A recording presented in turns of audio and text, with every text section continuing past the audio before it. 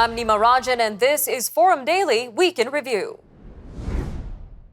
The virus that causes polio has been found in New York City's wastewater, in another sign that the disease is quietly spreading among unvaccinated people.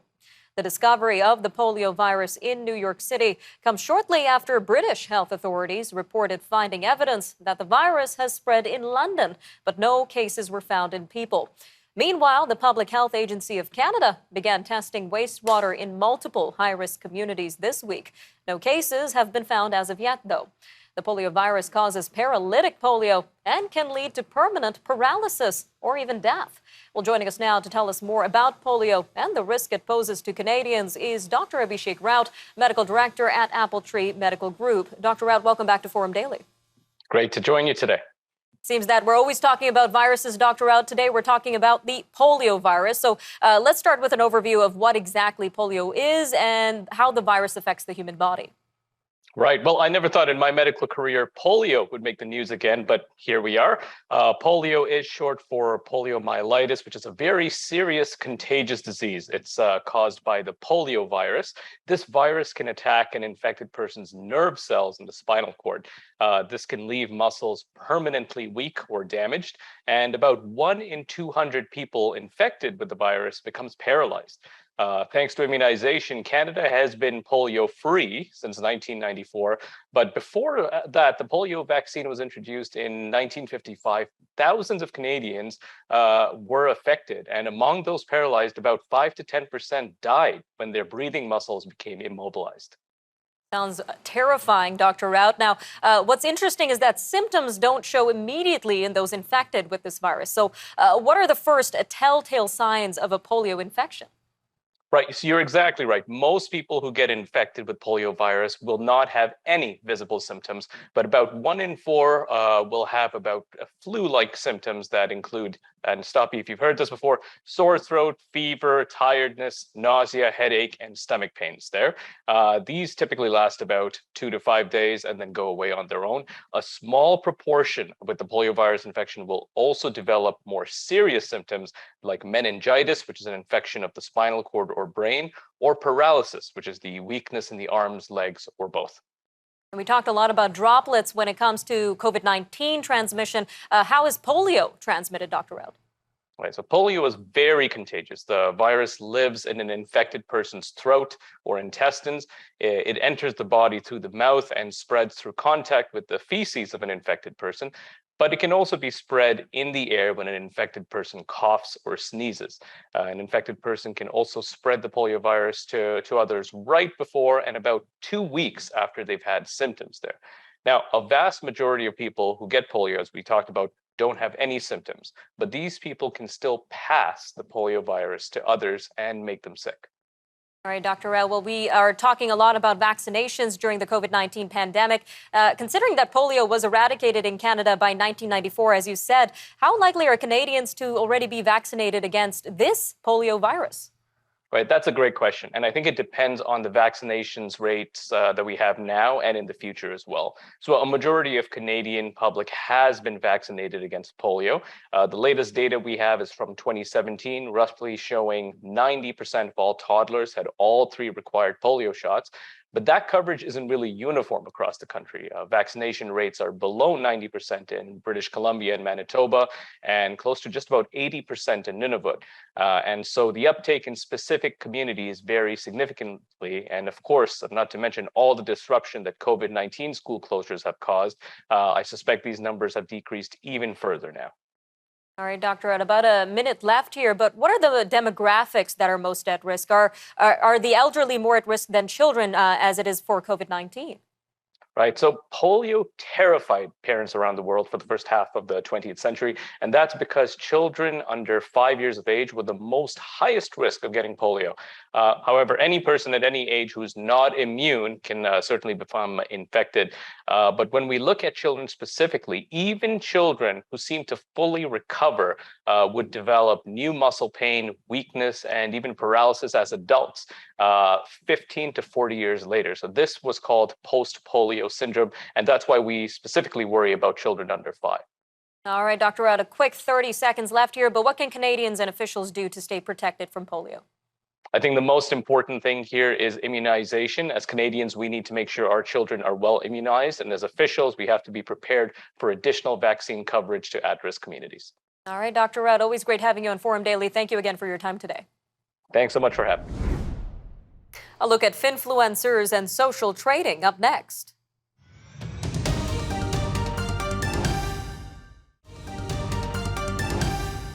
Young investors continue to jump into the market following a boost in young people investing during the pandemic, which has brought out the rise of the finfluencer.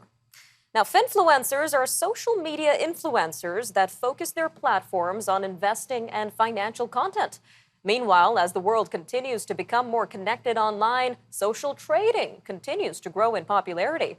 This comes as platforms like eToro and TD Ameritrade allow investors to share their trading strategies. But is the growing online investing world reliable and safe for your hard-earned money? Well, joining us now to tell us more about this is Brendan Caldwell, Director of Caldwell Securities Limited. Brendan, welcome back to Forum Daily. Neve, always great to be here. Now, today we're talking about the rise of finfluencers, Brendan, a very interesting term there. So what exactly do finfluencers do, and what are your thoughts around them? Well, that's two big questions. Well, what they do is, like the conflated name implies, influence or endeavor to influence other investors around how they should deploy their money in the markets. What's hot, what's working, what's going on. So the way they can be influencers, internet influencers, social media influencers can work in all kinds of different areas, from shoes to skateboards. Why not finance as well? I'm mixed. I'm actually not as against it as you think a professional investment advisor would be. I do think that people need to realize that investing is about not just information, but the interpretation of information. And the information that you're getting from any source, professional and regulated like ours, or something you hear about in a cocktail party, or on the internet, is always going to be coming from a perspective. And at the very least, you're not going to be the first person to know it if somebody else is telling you that. So I think that one has to take everything one hears, either online or from the guy who said he made $1 million in such and such a stock, with a grain of salt. All right. Well, on that point, what are your thoughts on the helpfulness of finfluencers for investors overall? Inasmuch as it has engaged a generation in taking ownership of the economy by owning the best and most interesting ideas and getting them to deploy their money like owners, I think it's helpful.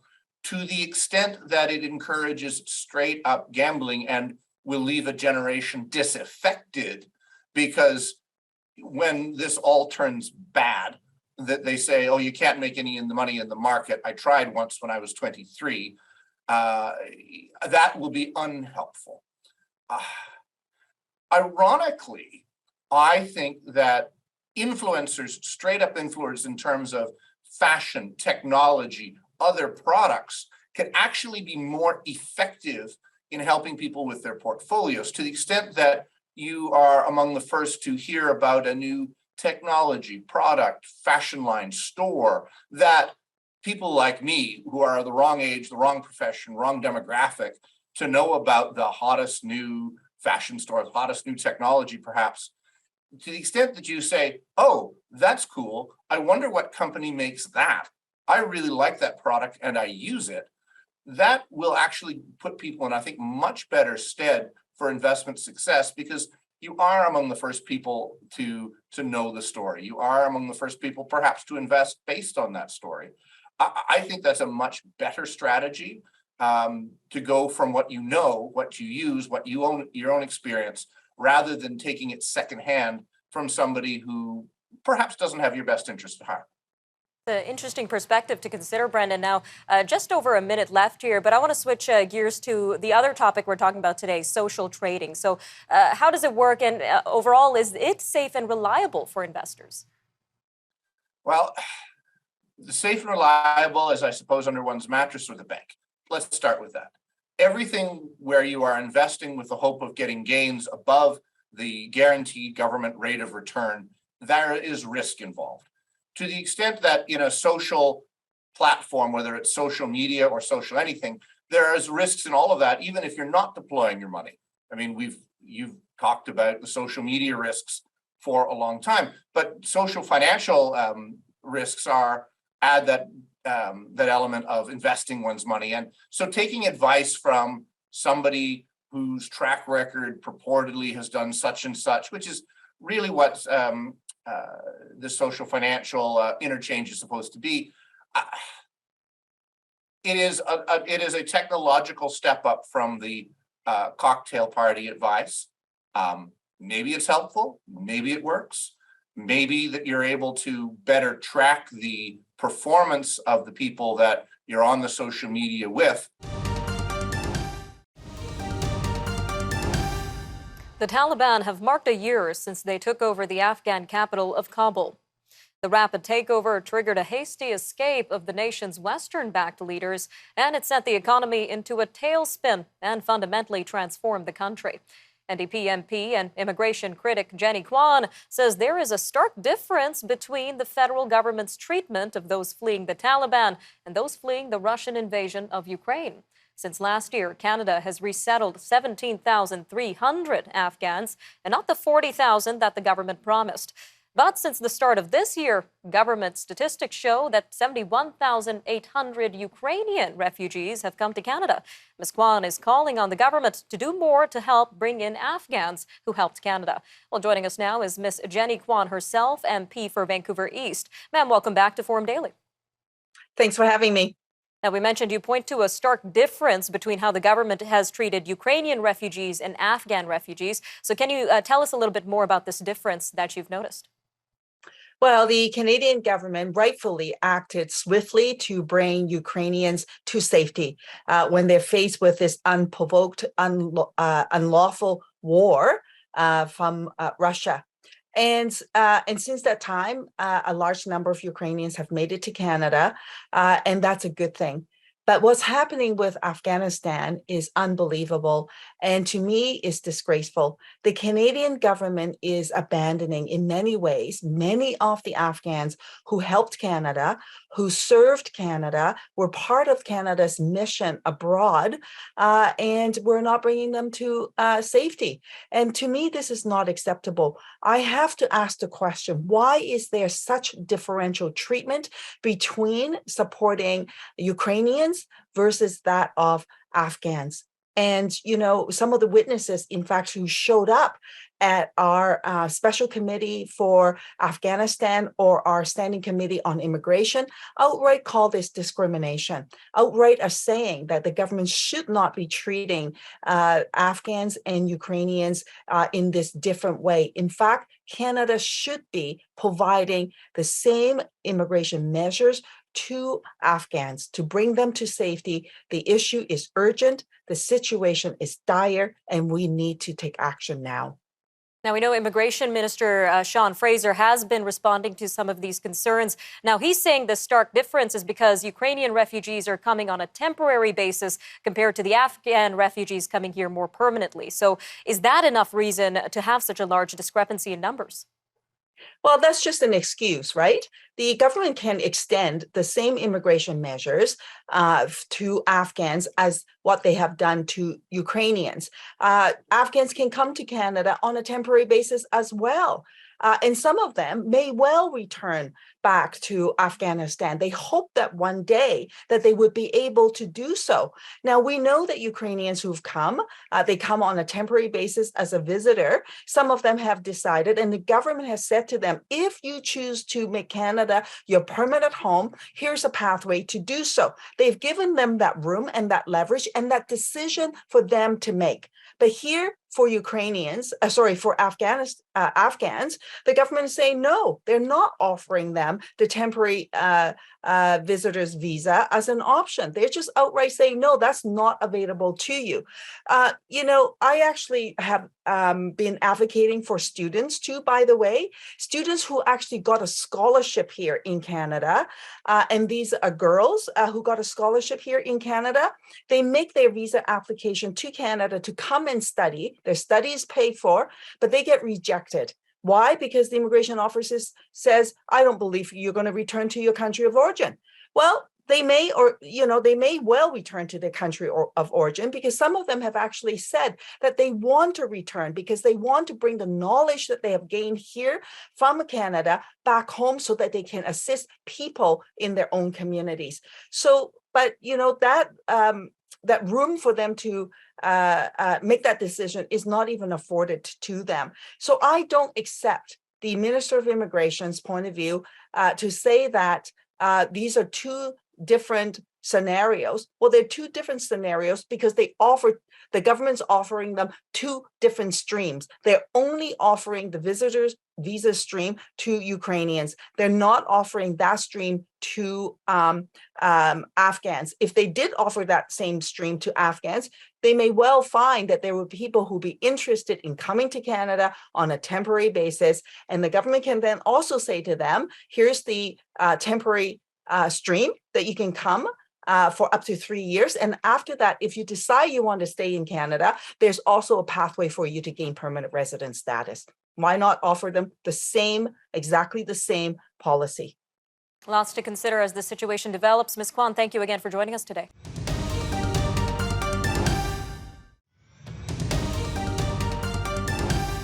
A newly launched think tank is advocating for reforming competition law in Canada. It points to the widespread Rogers network outage last month as a demonstration for the need for competition in the telecom sector. Other sectors that are dominated by a handful of companies include the airline industry, banking industry, and the supermarket industry. The Canadian Anti-Monopoly Project, or CAMP, says it's dedicated to helping individuals and groups to navigate and reform Canadian competition law. Now, they do this by producing research and policy proposals, which they say will help to make the economy more fair, free, and democratic. Well, joining us now to tell us more about this competition law is Robin Shaban, co-founder of CAMP and a co-founder and senior economist at Vivek Research. Robin, welcome to Forum Daily. Thanks for having me. So let's start with what the current state of competition and competition law in Canada is and how it's helping to monopolize industries in the country. Well, Canada's competition law is really out of step with competition laws elsewhere in the world, particularly the US and EU. And this is leading to some problems when it comes to corporate power and monopolization. We just lack the tools needed in order to ensure a competitive and fair economy and marketplaces.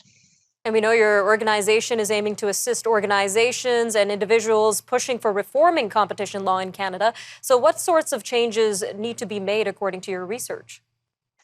Well, there's two main areas that we think require some attention. The first is merger control law.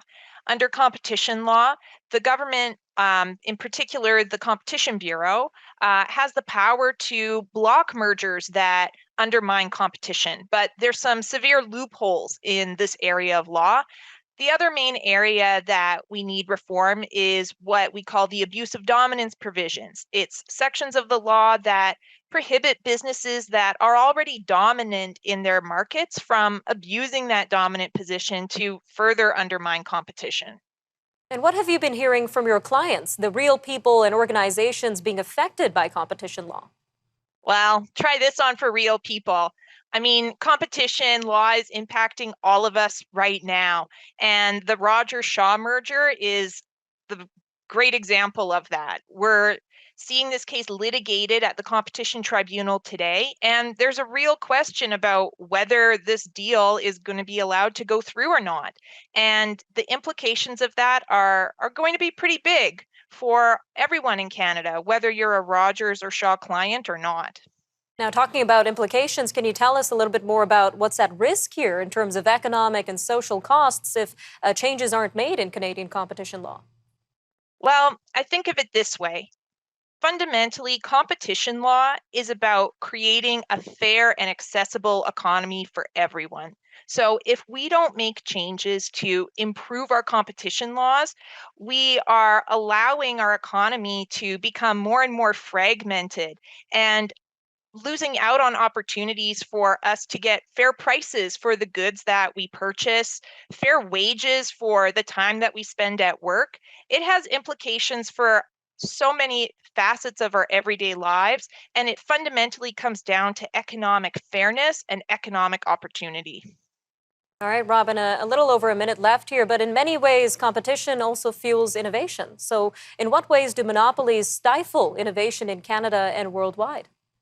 Well, when we have a lack of competition, we lose that incentive for businesses to innovate and create innovative solutions.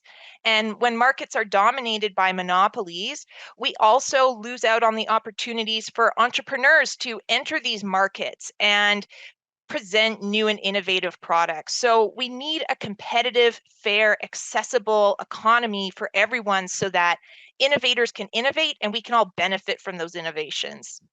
All right, Robin, so much to talk about, but so little time. A quick 30 seconds left here. But where can our viewers go to learn a little bit more about CAMP and the work your organization does?